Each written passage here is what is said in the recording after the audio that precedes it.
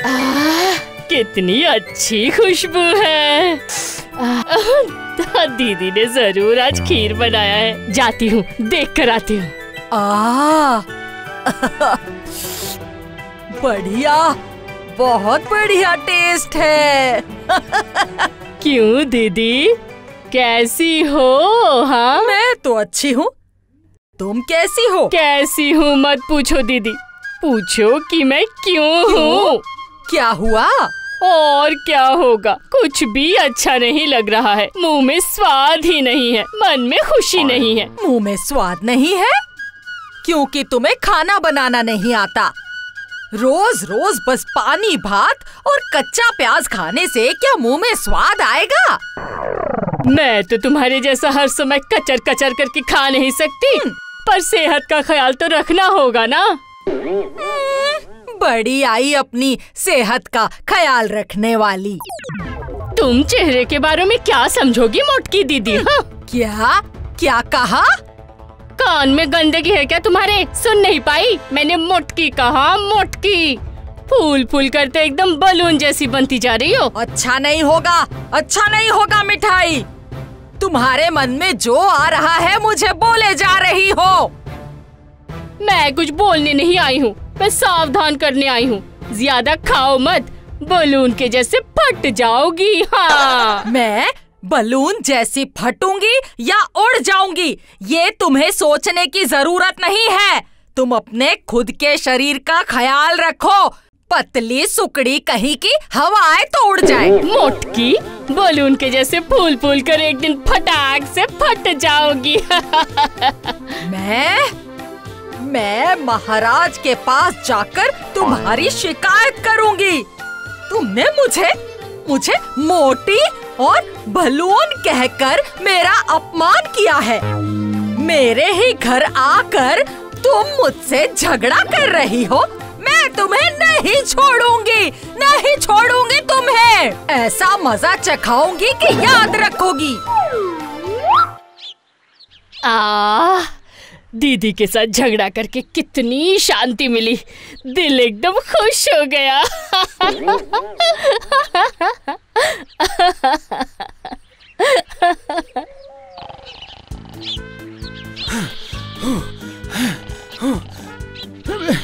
फिर से शुरू हो गया, प्रधान जी, फिर से शुरू हो गया। शुरू हो गया है? क्या मुसीबत है? क्या शुरू हो गया है? मोंडा और मिठाई की लड़ाई, समझे? मैं अपने कानों से सुनकर आया हूँ।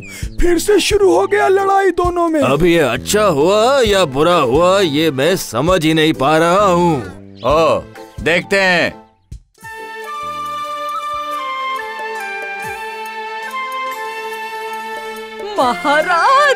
महाराज, मिठाई ने मुझे मोटी, बलून और पता नहीं क्या क्या कहा है। हाँ, मानती हूँ कि मैं जरा ज्यादा खाती हूँ, लेकिन उससे क्या? मैं अपना खाती हूँ, मैं उसका तो नहीं खाती हूँ ना। आप ही बोलिए, आप जरा विचार कीजिए महाराज। मिठाई, तुम्हें क्या बोलना है, बोलो। महाराज, इस दीदी को छोड़ के मेरा और कौन है, बोलिए। मैं क्या चाहूंगी कि ये जल्दी से मर जाए। आप ही बोलिए महाराज। क्यों मरूंगी मैं भला? आप लोग ही बोलिए। ज्यादा खाना क्या शरीर के लिए अच्छा होता है? बोलिए। सही, जितना पचा सकते हो सिर्फ उतना ही खाना चाहिए। लेकिन ये सब बातें क्यों? दरअसल ऐसे तो दीदी मेरी बात सुनेगी नहीं, इसलिए ये। तुम मेरे बारे में इतना सोचती हो बहन, और मैंने तुम्हें क्या क्या कहा? महाराज, इसे माफ कर दीजिए महाराज। सुनो मोंडा, इसे माफ करके भी मैं तुम्हें एक सजा दूंगा। हाँ, और वो तुम्हारी भलाई के लिए ही दूंगा। तुम रोज रोज सुबह उठ के 5 मील टहलो। देखो 1 महीने के अंदर कैसे पतली हो जाती हो। ये मेरा आदेश है। जाओ, तुम लोग अब जाओ। चलो बहन, मैं तुम्हें खीर खिलाऊंगी, तुम्हें बहुत मजा आएगा। तुम मुझे क्या खिलाओगी मोटकी दीदी? तुम जिस समय यहाँ आ रही थी तब मैंने तुम्हारे बर्तन साफ कर दिए थे। मेरे बारे में राजा से शिकायत, अब टहलो टहलो रोज टहलो। हाँ? तो अंदर जो कहा वो सब क्या था? गुनहगार को बचने के लिए ऐसा बोलना पड़ता है मोटकी दीदी। बैलून दीदी।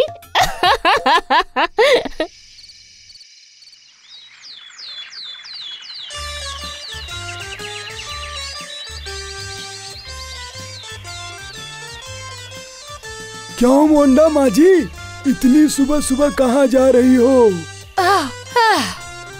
पतला होना है तो मुझे टहलना पड़ेगा, इसलिए टहल रही हूँ।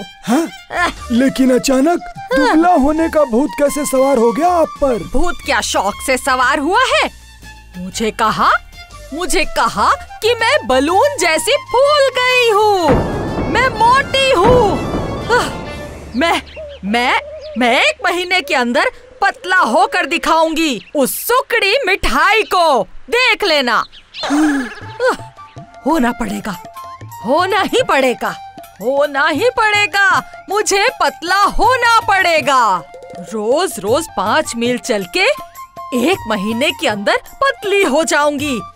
ये आसान तरीका है, इतने दिनों तक मेरे दिमाग में ये आया ही नहीं। अरे ओ सुकड़ी मिठाई, सुन ले, मैं 1 महीने के अंदर पतली होकर दिखाऊंगी, तब तुम जलोगी और पूड़ी की जैसी फूल जाओगी। अब मैं कुछ खा लेती हूँ। 5 मील चल के बहुत भूख लगी है, कुछ खा लेती हूँ। क्या खाऊं? देखती हूँ मेरी मोटकी दीदी अब क्या कर रही है। चलने से ना बहुत भूख लगती है, थोड़ा सा कुछ खा लेती हूँ। ये दर्जन भर केले, 10-15 मालपुए और आधा लीटर दूध पीऊंगी। 5 मील चल के 4 ग्राम कम की, 5 मिनट का खाना ने कर दिया सब सत्यानाश। तुम जैसे मोटी थी वैसी ही मोटी रहोगी, बाद में बलून बन के उड़ोगी या फटोगी। तुम चुप करोगी? चुप करो, तुम बोल रही हो, चुप करो, वरना महाराज को बोलूंगी कि तुमने मुझे फिर से मोटी कहा है, तब समझ में आएगा तुम्हें। सही कहा, तुम्हें अब मोटकी नहीं बोलूंगी, तुम्हें अब से कद्दू बोलूंगी। तू रुक जरा, तू ये ले। कितना अच्छा टेस्ट है। कितना अच्छा बनाया है दीदी ने। तुम बहुत ही ढीठ हो, तुम मेरे सामने से दूर चली जाओ, दूर जाओ, कह रही हूँ मैं। बोलो क्या बोलना है, बोलो। मिठाई ने मुझे कद्दू कहा महाराज। वो तो इसलिए ताकि तुम ज्यादा चलो फिरो, दरअसल वो तुम्हारा भला ही चाहती है। नहीं महाराज, नहीं, मुंह के सामने कुछ और पेट सुनो, पीछे। वो जो भी बोले तुम अपना काम करो। 2 दिन बोलेगी, 3 दिन बोलेगी, उसके बाद तो तुम बोलोगी। हाँ? रोज 5 मील टहल रही हो ना? सुनो, टहलना ही है पतला होने का सहज उपाय, समझे? टहलने से बहुत भूख लगती है, तो बहुत खाने का मन करता है महाराज, तब मैं पतली कैसे हूँ? समस्या, बहुत बड़ी समस्या। समाधान? कविराज को बुलाना पड़ेगा। आप सिर्फ जरा ये देखिए मंत्री जी कि कोई ऐसी दवा मिले जो मैं मन भर कर खा भी लूं और पतली भी हो जाऊं। मैं तो बस इतना ही चाहती हूँ। मतलब दोनों एक साथ कैसे हो सकता है? वो तो हमें देखना पड़ेगा। मोंडा माँ जी, अभी घर जाओ, कल से तुम्हारा इलाज शुरू होगा। महाराज की जय हो, महाराज की जय हो। अब मैं भी देखती हूँ कि वो पतली सुकड़ी मुझे मोटी कैसे कहती है। कविराज जी ने मुझे भेजा है, दिन में 2 बार, खाने के पहले और खाने के बाद में। वाह, यही तो मेरे हाथ लग गया है पतला होने का एक असली उपाय। खाओ ना खाओ, खा के देखो क्या होता है। मैंने अगर तुम्हारा खाना कम नहीं किया तो मेरा नाम भी मिठाई नहीं। हाँ, खाने के बाद तबीयत खराब होने पर मैं झगड़ा किसके साथ करूंगी? तुम्हारे अलावा मेरा है ही कौन?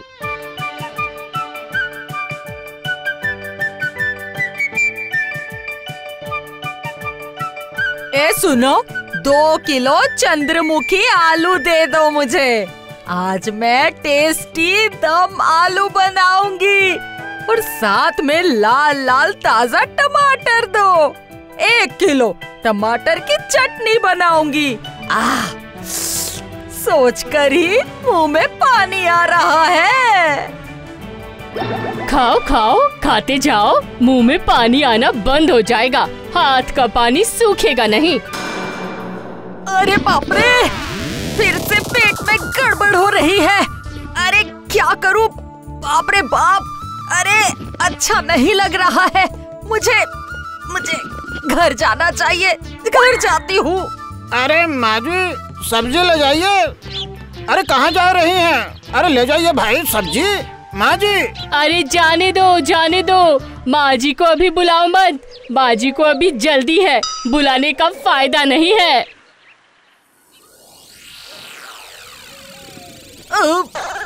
अरे बाप रे, और कितनी बार? जो भी खा रही हूँ सब निकल रहा है, सब। बाप रे। अरे दीदी, क्या हुआ है तुम्हें? अरे मुझसे नहीं हो रहा, सब निकल रहा है। अरे बाप रे। अरे ये क्या, पकड़ के रख नहीं पा रही हो? कैसे पकड़ के रखूं? बोलो। वो मुझे बुला रहा है। मैं जाती हूँ। बिरयानी रखी थी, वो तुम ही खा लेना। मैं जा रही हूँ, जाती हूँ। मैंने कितनी बार कहा है खाओ मत। देखा ना, मैं तो छोटी हूँ, इसलिए मेरी बातें सुनती नहीं हो। अब अगर तुम्हें कुछ हो गया तो?